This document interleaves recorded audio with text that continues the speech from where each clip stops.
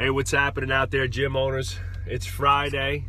Normally that would be a Fri-yay, but it's not the end of the week for most of us, right? We're working through the weekends. I'm working tomorrow. Got weigh-ins for our 6-week transformation, our final weigh-ins. So I'll be at the gym all morning until about noontime or so, helping people with their final weigh-ins and, just helping to onboard them onto our memberships and things like that. And so, it makes me think a lot. Every time we do a process or a program or, every year I constantly rethink about our offerings and our pricing and how we're presenting our offerings and pricing to the public and to the people to attract people to the gym. And even for people that we already have, what does our pricing look like for next level services, whether higher or lower services, and what are the right price points? And we've constantly changed things and retooled things. It's super important. The difference in price of a couple dollars means a big difference, right? So, the research shows 100% that mentally people will buy more at $97 as opposed to $99, right? And that $2 difference, we all know, makes no difference whatsoever in your daily life or your wallet. But from a perception, is the tipping point mentally to check off a box that says, okay, this is the good price for this service. So, even little things like that, play it with, $3.99 as opposed to $3.97. $3.99 is $400 in people's minds. $3.97 is $3.97. It really is just a little thing. Ask Walmart, right? Everything in their store ends with a 7. So there's a reason that they're a mega billion-dollar company, an international chain, and so forth. So choosing the right offerings is really important. Choosing the right price points is really important, right? So if you're really high, okay, you're not gonna get as many people to commit, right? And you might be suffering from low lead conversion, right? Or just low leads in general. If your prices are too low and you're converting at a super high rate, if you're converting at 60-70%, you know right away that your prices are too low, right? As a general rule, you should be converting between 50 and 60%, and that's going to tell you that your prices are in the right range, right? And that your processes are doing it well as also, right? When somebody comes in and tell me, well, I convert 90% of my leads, your prices are way too low then, right? Because that's not the average. The international average is 50%, right? So if you're hitting 60, that's great, right? If you're hitting 70 or 80, prices are too low. Time to raise those prices, right? Make instant revenue. It also is just having the right offerings. You have to have a really attractive front end offer, right?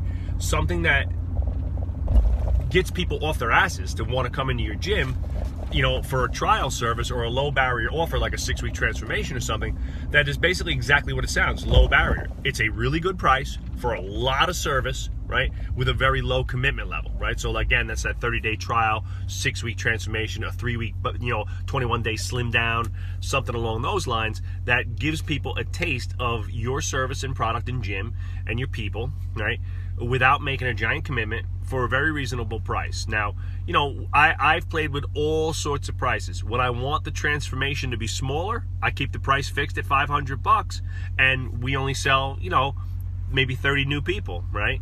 When I drop the price down to $400, we've sold 100, right? So there is a difference. So it depends on where you're at with your gym. If you need leads and need people, right, get people in the door. Give them a 6-week transformation for $200, and you'll have a lot of people in your gym, right? No question. That might be, it depends on what you can handle. Now, our gym's very busy, so we were like, hey, the sweet spot for us is right around 75 people. So I want to get 35 to 40 new people, 35 to 40, existing clients to do our challenge. And that's our sweet spot number. That's what we like. It doesn't feel like our classes are too busy, right? When we've done 100 or more, it's insanity, right? It's that extra 30 people, 25 to 30 people makes a giant difference, right? So a couple things to think about there. right? So think about what you're selling. You're selling fitness, which means that you're selling accountability, commitment, lifestyle change. You got to eat healthy, you got to sweat, you got to work. There's all this work involved, right, when it comes to fitness, right? Again, the analogy that I've used many times, it's not like buying a pair of sneakers. If you see a really nice pair of Nikes that you want, it's, do I have the money and do I want them? Yes or no, right? So fitness is a different ball game. To get somebody, a cold lead, somebody that just, you know, maybe doesn't know you personally, isn't a referral, and just somebody off the street in your local community to say, that's what I'm gonna do, right? It has to be super attractive, because again, in the head, it's like, oh man, join the gym. Oh, you know, I've tried 20 diets, I've tried workout plans, I used to have a personal trainer. Oh, it's terrible, right? So you want to give them that really attractive front end offer. And you know, I mean, so we start off our VHU, our 30-day trial is $300 advertised. Now, we've played with all sorts of prices. Now, we've sold lots of $300 mentorships, lots of them, right? A few a month, right? When we run flash sales specials, $100, you know, referral programs or $100 off, and we just did a flash sale where it was a $47, VHU, a $47 30-day trial, right, for a weekend flash sale, and we sold a dozen of them in a couple days, right? So the price does matter.